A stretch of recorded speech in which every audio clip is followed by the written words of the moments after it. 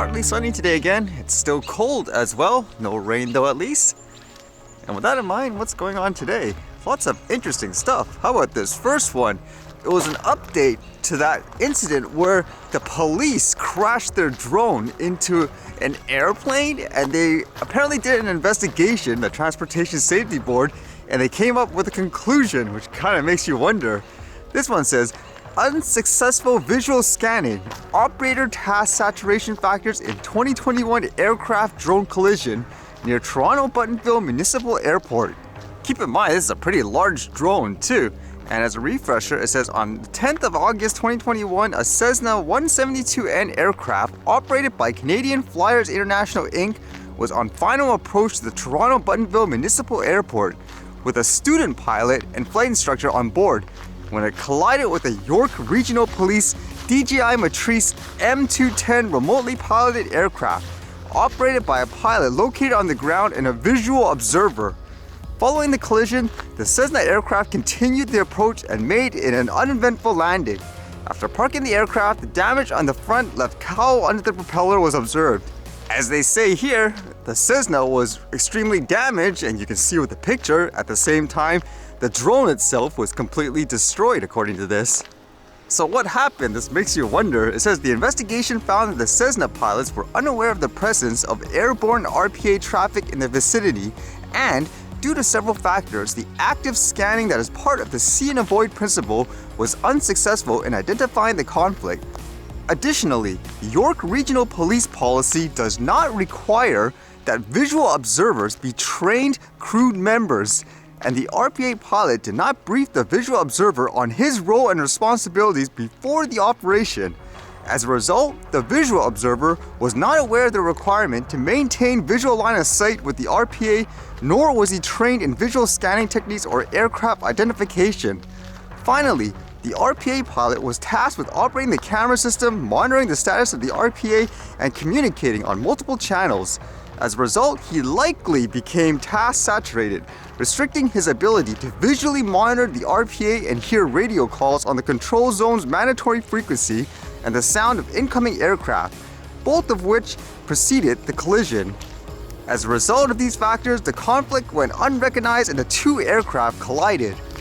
There's just so many things wrong with that by the sounds of it, and actually makes me think of a point which I'll bring up a little later. And it says, following the occurrence, the York Regional Police amended its directive to include the addition of a pre-flight risk assessment tool and an updated RPA pilot checklist. There is also additional guidance for the role of the visual observer, including a quick reference card outlining their roles and responsibilities, as well as a requirement to have a visual observer present for all operational RPA flights. So the first thing on why this doesn't make any sense, here in Canada, with the way the rules currently are, when you fly a drone this large, you need to keep it, quote, within your line of sight. So you need to be able to physically see it with your own eyes. If you can't, then you're supposed to get someone here, like a visual observer, to help you spot it out, saying, oh, there it is, to keep track of it.